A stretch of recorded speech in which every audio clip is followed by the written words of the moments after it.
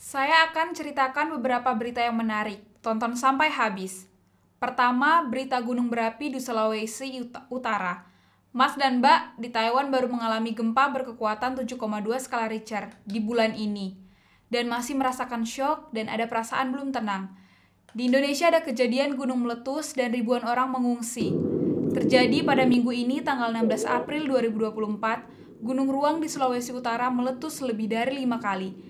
Dan sebanyak 11.000 warga dievakuasi, dan adanya peringatan tsunami. Tercatat dalam sejarah Indonesia, meletusnya Gunung Ruang tahun 1871, sebanyak 400 orang meninggal dunia.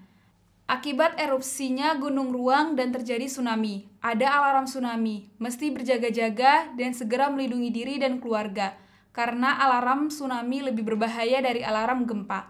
Tsunami terbesar di Indonesia terjadi pada tahun 2004, sebanyak 170.000 jiwa meninggal dunia. Selain itu, pada tahun 2011, tsunami besar terjadi di Jepang, menewaskan 15.000 orang. Berdoa untuk saudara-saudari di sana mendapatkan penanganan dan bantuan. Saya Febri, ini berita kita, 7 in 1. Gempa gunung berapi, lalu ada berita lainnya. Apa kamu suka nonton film horor?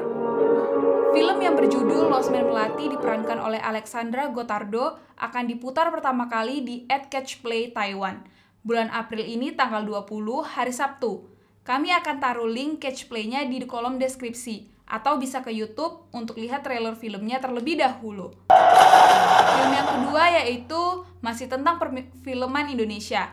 Film dengan judul 13 Bombs akan terjadi dan akan tayang perdana di bioskop Taiwan. Film ini dibuat oleh Angga Dwi Sasongko yang juga sutradara film hits yaitu Filosofi Kopi. Boleh datang nonton ke bioskop terdekat dan dukung film-film tanah air. 13 Bom akan tayang pada 26 April 2024. Visinema mengatakan kisah 13 bom di Jakarta terinspirasi dari kisah nyata peristiwa pengeboman suatu pusat perbelanjaan di Tangerang, Banten pada 2016. Minggu ini ada 3 berita TKI yang ingin dibagikan kepada Anda, yakni 3 jenis pekerjaan yang digeluti Mas dan Mbak: buruh migran domestik atau menjaga akong ama, buruh perikanan, dan buruh migran dan pabrik.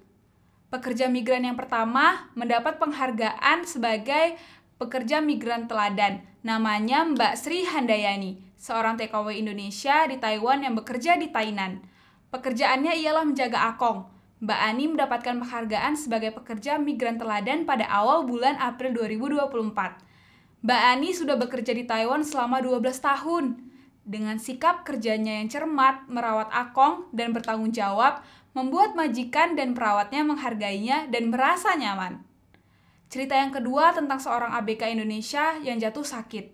Baru-baru ini, seorang ABK Indonesia yang bekerja di kapal Taiwan mengalami sakit perut. Kapal yang beroperasi di 814 mil, sekitar 1.500 km, lepas pantai Eluan-B. Dengan adanya kapal perawatan medis darurat dapat membantu Mas untuk mendapat perawatan cepat dan kemudian dibawa ke rumah sakit untuk penanganan lebih lanjut. Untuk Mas ABK jika mengalami sakit, Anda bisa menghubungi atau minta bantuan oleh kapten kapal. Dan cerita TKI yang ketiga yaitu mengalami kecelakaan kerja terjadi di Daliao, Kaohsiung. Seorang pekerja migran Indonesia terjatuh ke dalam kolam acar sedalam 3 meter. Kejadian ini terjadi pada Selasa 16 April 2024.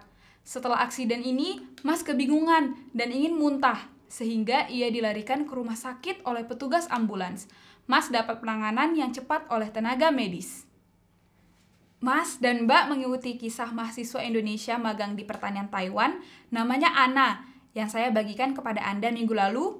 Kalau belum nonton, bisa nonton di Beri Kita mingguan 7 in 1, tanggal 8-14 April 2024. Beberapa waktu lalu, ada beberapa mahasiswa Indonesia yang sedang magang di pertanian Taiwan, dan mereka belajar tentang teknologi baru dan teknik dalam pertanian modern. Dan sekarang, Beri Kita akan membawa kamu kembali ke Indonesia. Misi teknis Taiwan di Indonesia dimulai dari tahun 1976, termasuk manajemen komprehensif pertanian, peternakan, dan budidaya perikanan, dan lain-lain. Misi ini dibawa oleh Profesor Lai untuk membantu modernisasi pertanian Indonesia di tanah air. Diadakan pada bulan ini, mengunjungi supermarket lokal, Yogya Mall, Papaya, dan Karawang Project Collection Yard. Tim teknis bertukar bimbingan dan banyak pengalaman di bidang pertanian dengan para ahli. Di bidang pertanian, teknologi tradisional dan modern dapat hidup berdampingan dan saling melengkapi. Pernahkah Anda makan sarang burung walet? Banyak orang mengira ini adalah produk kecantikan suci, dan banyak yang menyebutnya kaviar oriental. Ngomong-ngomong soal pertanian, ternyata ada berita yang menarik lainnya di Indonesia. Dan pada bulan April 2024, di Kabupaten Sambas, Kalimantan Barat, masyarakat membangun sangkar burung untuk menarik burung walet, aka kaviar timur, dengan harapan mendapat uang dari sarang tersebut. Salah satunya Suhardi, berusia 52 tahun pada tahun 2000 silam, di Singkawang setiap bulannya ada 10 kg sarang burung walet. Dapat omset sebesar 20.000 US dollar. Hebat bukan? Dan selain bidang pertanian yang terus berinovasi, ada salah satu bidang lainnya yang akan mengalami inovasi dalam waktu dekat. Apakah itu? Penasaran? Yuk, simak sampai akhir. Pada 2 minggu lalu, kita bicara soal Nvidia, perusahaan chip di Indonesia. Dan minggu ini ada beberapa berita menarik lainnya mengenai perkembangan teknologi di Indonesia. Pada 17 April 2024, CEO Apple yaitu Tim Cook dan Presiden Indonesia yaitu Joko Widodo mempertimbangkan untuk memproduksi produk Apple di Indonesia, tepatnya di Jakarta. Pembicaraan ini membuat warganet kagum dan besar harapan ini akan menjadi kenyataan, melihat bahwa perkembangan teknologi dan produk-produk Apple digemari oleh masyarakat Indonesia. For the App Store that appeals not only domestically but abroad as well. And so we're very excited. We talked about the President's desire to see manufacturing in the country, and it's something that we will look at. But thank you. Dan adanya kerjasama ini untuk membangun teknologi di Indonesia semakin maju di masa yang akan datang. Tidak hanya produk Apple, SpaceX buatan Elon Musk akan sampai di Indonesia. Apa? Yang benar?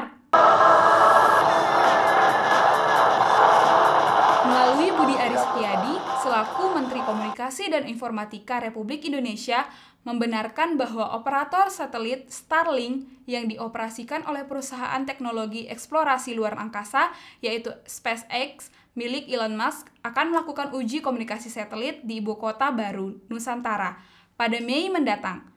Menkominfo RI menjelaskan, jika uji coba berjalan lancar dan diperoleh izin operasi sesuai dengan hukum Indonesia, maka penggunaan teknologi Starlink akan diperbolehkan dan tanggalnya mungkin jatuh sebelum hari kemerdekaan pada 17 Agustus. Wow, hebat juga ya! Semakin maju teknologi tanah air kita Indonesia. Inilah beberapa beri kita mingguan minggu ini. Saya Febri, ini beri kita, berita kita, 7 in 1. 我们今天也有5位模范移工来到现场。谢谢我们的移工朋友。